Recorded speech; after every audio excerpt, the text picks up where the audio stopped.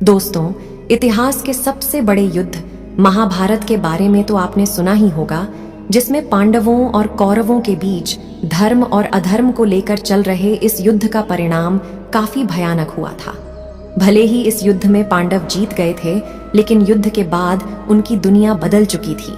18 दिनों तक चले इस युद्ध में कई योद्धाओं ने भाग लेकर अपने प्राणों का बलिदान दिया था। ऐसे में क्या आपने कभी यह जानने की कोशिश की है कि उन योद्धाओं के बलिदान के बाद उनकी पत्नियां जब विधवा हो गईं, तो उन विधवाओं का क्या हुआ? क्या उन सभी विधवाओं ने अपने प्राण त्याग दिए या फिर उनके साथ कुछ और ही हुआ? अगर आप भी इन सभी सवालों का जवाब जानना चाहते हैं तो बने रहें हमारे साथ इस वीडियो के एंड तक। मित्रों, महाभारत ग्रंथ में आश्रमवासी पर्व के 33वें अध्याय में कुरुक्षेत्र के मैदान में वीर गति को प्राप्त सैनिकों की विधवाओं के बारे में जानकारी मिलती है, जिसके मुताबिक महाभारत युद्ध के बाद पांडवों को हस्तिनापुर का राज्य मिल गया था।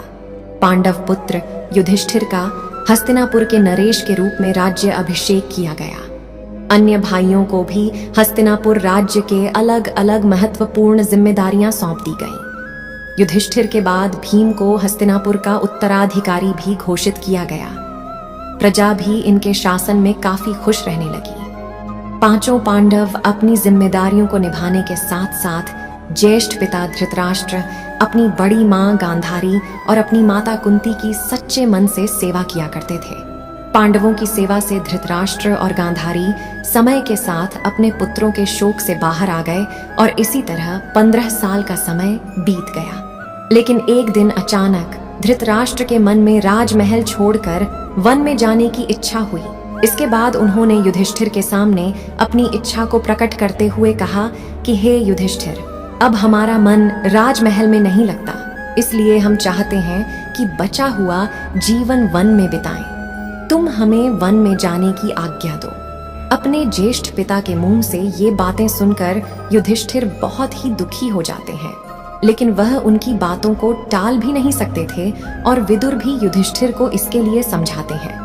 जिसके बाद युधिष्ठिर वन में अपने ज्येष्ठ पिता के रहने के लिए कुटिया बनवा देते हैं और उन्हें जाने की आज्ञा दे देते हैं। जब धृतराष्ट्र जाने लगते हैं तो गांधारी, माता कुंती, विदुर और संजय भी उनके साथ चलने लगते हैं। कुछ दिन ऐसे ही बीत जाते हैं और इधर पांचों पांडव भी उनके जाने के बाद अपना पूरा ध्यान अपनी प्रजा की सेवा में लगा देते हैं। हस्तिनापुर की प्रजा भी पांडवों की सेवा भाव से काफी प्रसन्न रहती है, लेकिन इस प्रजा में शामिल विधवा स्त्रियां शोक में रहती हैं, जिनके पति कुरुक्षेत्र के मैदान में वीर गति को प्राप्त हो गए थे।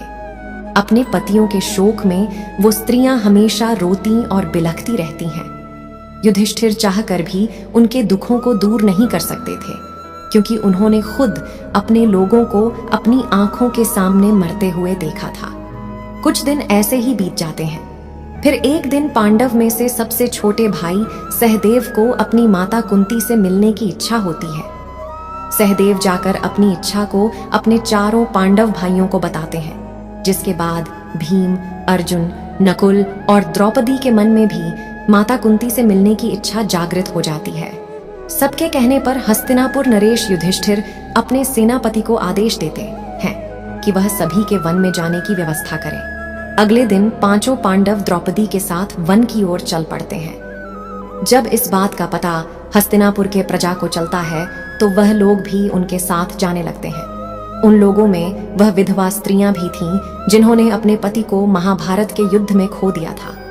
वन में जाकर पांचों पांडव उस आश्रम में जाते हैं जहां धृतराष्ट्र, गांधारी, माता कुंती, विदुर और संजय सभी निवास कर रहे थे और हस्तिनापुर निवासी उसी आश्रम के आसपास अपना डेरा जमा लेते हैं। कुछ दिन ऐसे ही बीत जाते हैं। तभी एक दिन महर्षि वेदव्यास उस आश्रम में पांडवों से मिलने आते हैं। पांडवों से मिलने के बाद जब वह आश्रम से बाहर निकल हैं तो उनकी नजर हस्तिनापुर के उन विधवाओं के ऊपर पड़ती है जो अपने पति के शोक में विलाप कर रही होती हैं।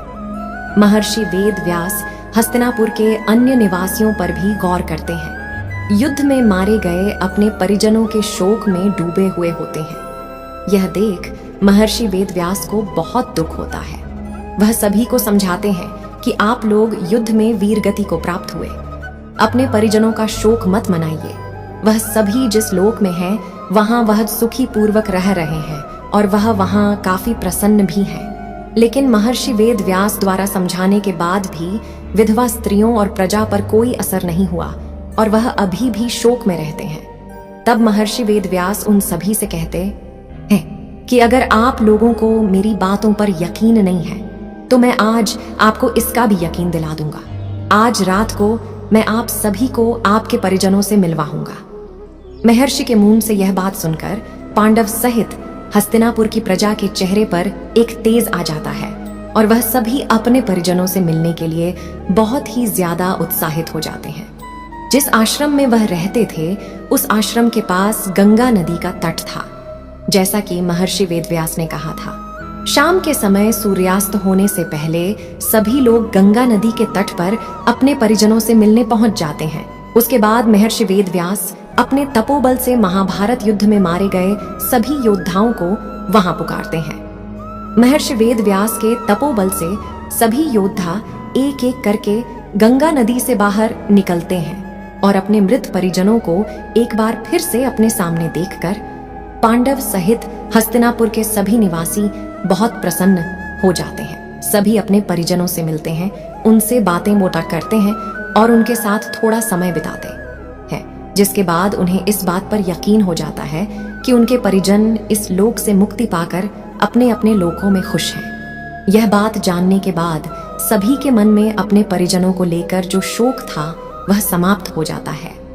लेकिन कुछ समय बीतने के बाद युद्ध में मारे गए सभी योद्धा एक एक करके गंगा जल में डुबकी लगाकर अपने अपने लोक चले जाते हैं। उनके वापस जाने पर जो विधवा स्त्रियां रहती हैं वह वापस से दुखी हो जाती हैं। यह देख महर्षि वेदव्यास विधवा स्त्रियों से कहते हैं कि जो स्त्रियां अभी भी दुखी हैं और अपने पति के साथ उस लोक में जाना चाहती हैं, वह गंगा के इस पवित्र जल में डुबकी लगाकर अपना जीवन त्यागने के बाद जा सकती हैं। महर्षि के मुंह से यह बातें सुनकर सारी विधवा स्त्रियां तुरंत गंगा के जल में डुबकी लगा देती हैं और अपने जीवन का त्याग करके अपने अपने पति के लोक में चली जाती हैं।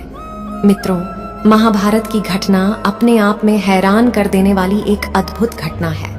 चचेरे भाइयों के बीच हुए महाभारत रूपी इस भयंकर युद्ध के लिए बहुत से लोग द्रौपदी को दोष देते हैं, तो कुछ कौरवों के अहंकार और लालच को इस युद्ध की वजह मानते हैं। वहीं कुछ ऐसे भी हैं जिनका कहना है कि शकुनी की वजह से महाभारत के इस युद्ध की पृष्ठभूमि का निर्माण हुआ। खैर, जो भी हो, लेकिन इस भयंकर युद्ध में लाखों की संख्या में जानें गई और साथ ही पूरे कुरुवंश का विनाश हो गया। मित्रों, कहा जाता है कि महाभारत युद्ध के बाद हस्तिनापुर पर पांडवों ने 36 वर्षों तक राज्य किया।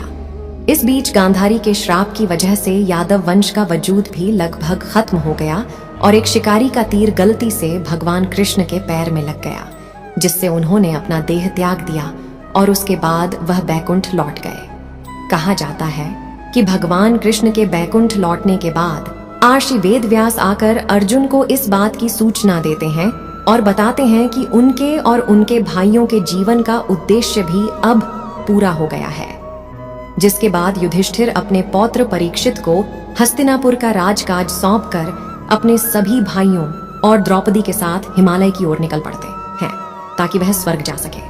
लेकिन रास्ते में एक एक कर सारे पांडवों की मृत्यु हो जाती है, जहां सबसे पहले द्रौपदी की मृत्यु होती है और सबसे आखिरी में भीम के। इन सभी की मृत्यु उनके अभिमान, उनकी अभिलाषा और उनकी इच्छाओं की वजह से होती है।